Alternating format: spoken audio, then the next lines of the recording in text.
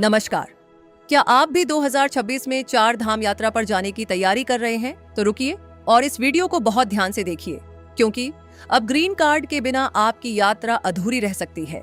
लेकिन घबराइए मत। यहाँ एक जरूरी बात समझ लें, जो आप अपनी स्क्रीन पर भी देख सकते हैं। ग्रीन कार्ड हर यात्री के लिए नहीं है।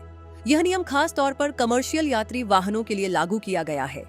उत्तराखंड सरकार ने यह व्यवस्था यात्रा को सुरक्षित, व्यवस्थित और ट्रैफिक फ्रेंडली बनाने के लिए लागू की है।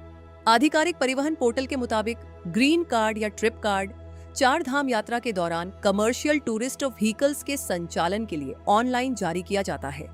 अब सवाल यह है कि आखिर यह ग्रीन कार्ड है क्या और किसे बनवाना पड़ता है? ग्रीन कार्ड दरअसल एक तरह का अनिवार्य वाहन अनुमति पत्र है।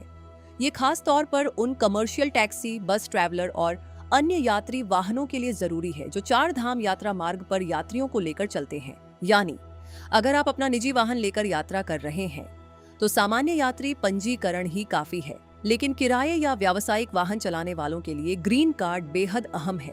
ये जरूरी क्यों है?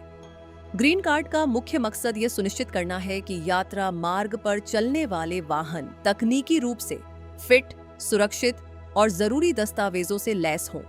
उत्तराखंड परिवहन विभाग के दिशा निर्देशों के अनुसार ये वाहन की फिटनेस, परमिट, टैक्स, इंश्योरेंस और ड्राइवर लाइसेंस जैसी चीजों की जांच से जुड़ा होता है।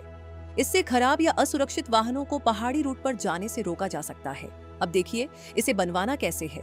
ग्रीन कार्ड बनवाने के लिए वाहन मालिक को उत्तराखंड परिवहन विभाग की आधिकारिक सेवा ग्रीन कार्ड या ट्रिप कार्ड पोर्टल पर आवेदन करना होता है। यहाँ वाहन की जानकारी, दस्तावेज और शुल्क जमा करने के बाद प्रक्रिया पूरी होती है।